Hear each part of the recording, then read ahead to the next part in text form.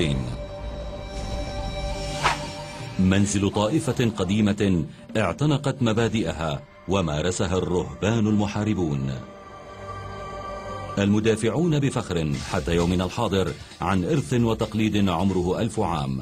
يعمل اليوم جيل جديد من الرهبان على إعادة أمجاد معبد شاولين، فهم أخذوا على عاتقهم القيام بتحد جديد لا مثيل له، وهو ممارسة الأعمال والتجارة في القرن 21.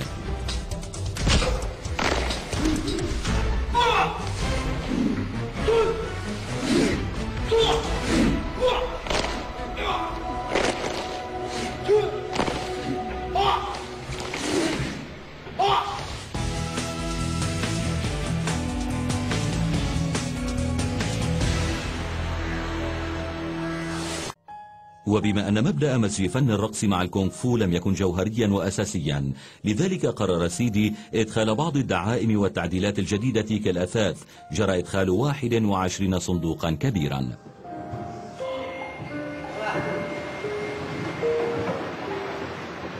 بواسطة 21 صندوقا يمكنك أن تشيد عددا لا متناهيا من الأبنية. يمكنك أن تبني حديقة حيوانات فيها أقفاص عديدة، ثمة طرائق عديدة لاستخدامه.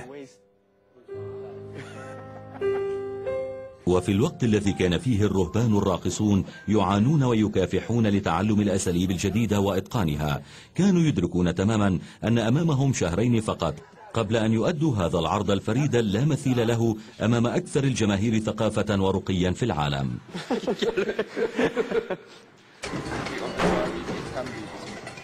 وقبل أن يسافروا إلى لندن عليهم أن يرضوا بالانتقاد الأصعب.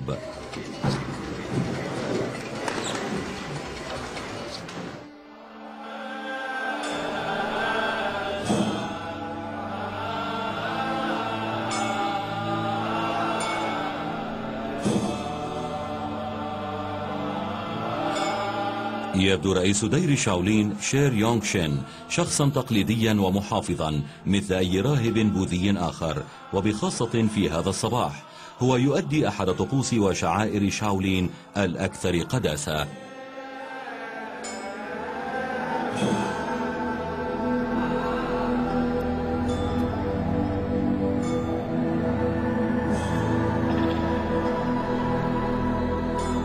كل سنة خلال شهر مارس آذار يكرم شاولين رؤساء الدير المتوفين في حديقة تضم 200 هيكل حجري يسمى الباغودا في القسم الغربي من المعبد. كل بناء شيد تكريما لذكرى رئيس دير سابق.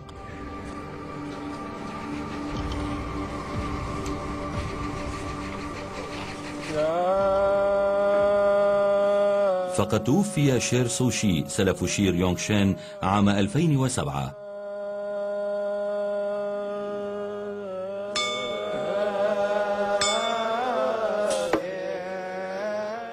وقد جرى نقش صور التغيرات التي شهدها شير سوشي في حياته على هيكله. الطائرات النفاثة، الكمبيوترات، كاميرات الفيديو، إنها أيقونات وصور من العالم الحديث المعاصر.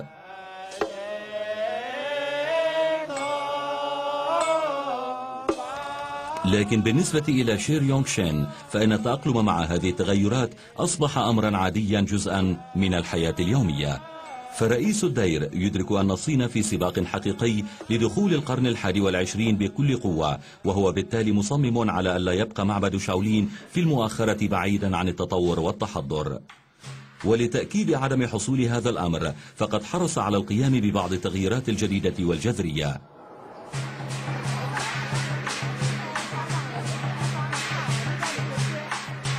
فكل يوم من الفجر حتى المغيب يتحول شاولين من كونه معبدا بوذيا ليصبح أرض بوذا، وواحدا من أهم المواقع السياحية المقصودة في الصين. لقاء 100 يوان أي حوالي 15 دولارا يمكن للزائرين الدخول إلى المعبد وزيارة أكثر الأماكن قداسة ومشاهدة الرفات. وإن كانوا مستعدين للتخلي عن بعض أموالهم فعندئذ يمكنهم أن يأخذوا معهم إلى المنزل بعض التذكارات المقدسة.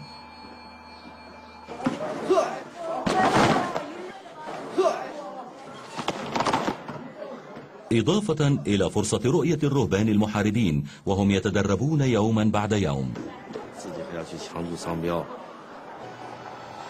لكن السياح ليسوا وحدهم الذين يشاهدونهم. كان على شير يونغ شين رئيس الدير أن يصبح أكثر من زعيم روحي في خضم كل هذه التغيرات التي تطرأ على شاولين، فهو الآن مدير تسويق يهتم بأفضل صادرات الصين وأشهرها. فقد أنشأ شاولين عملا بملايين الدولارات، كما قام باستثمارات في العقارات والإعلام والسياحة والرعاية الصحية. وقد انتشرت هذه الماركات في جميع أنحاء العالم، وارتبطت بمعابد ومدارس لتعليم الكونغ فو في أوروبا والولايات المتحدة الأمريكية.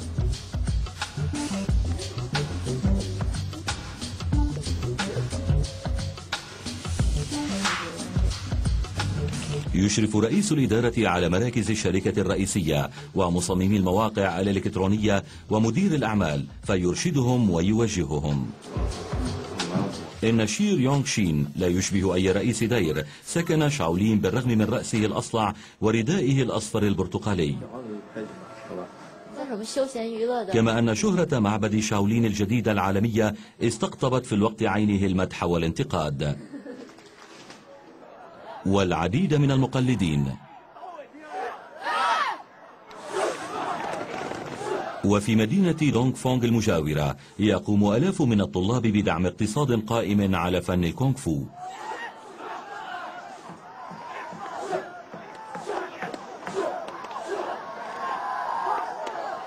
تتألف مدرسة الفنون القتالية في دونغ فونغ من حرمين اثنين وتؤوي 25,000 طالب. وقد عهدت هذه المدارس مهمة التعليم فيها لمعلمين صادقين ومخلصين من شاولين. إن اللافتات في الخارج تقول هذا معبد شاولين، لكن أبنيتها الضخمة ذات التصميم الغربي كانت توحي بوجود شيء آخر مختلف تمام الاختلاف، وهذه هي الحقيقة. هؤلاء الأولاد يتعلمون الووشو، وهي نسخة تنافسية لرياضة الكونغ فو.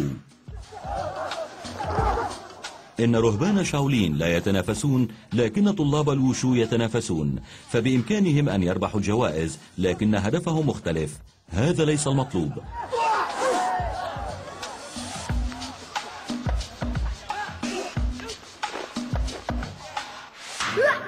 متخرجو الووشو وحدهم الأكثر موهبة، يمكنهم أن يأملوا كسب مكان في فريق معبد شاولين للنخبة.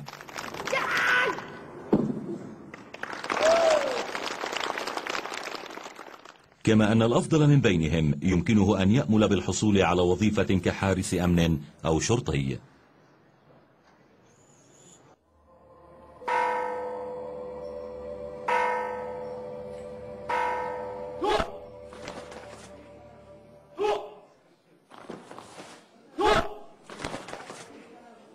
حتى من لا يحالفه الحظ في معبد شاولين ولا ينضم إلى فريق العرض ويسافر إلى الخارج يواجه مستقبلا أصعب، إذ عليه أن يعمل كمعلم للفنون القتالية في مدارس الووشو أو يتحول إلى حارس شخصي. لذلك إن رأي هذا الرجل مهم جدا. يان دا هو سيد المعبد المسؤول عن تعليم الفنون القتالية للرهبان، فهو الذي يقرر من يملك الموهبة والقدرة للانضمام إلى فرق عروض شاولين. كما أنه رجل من الصعب إرضاؤه. ثمة قول صيني وهو إن الطلاب الجيدين لديهم معلمون صارمون، والطريقة الوحيدة لكي ينجحوا في المستقبل هي أن نكون صارمين معهم. وفي غضون أيام قليلة سيقوم يان دا وغيره من كبار الرهبان باختيار الفرق التي ستسافر هذه السنة. كما يدرك كل الطلاب الواعدين أن الانضباط هو مفتاح النجاح.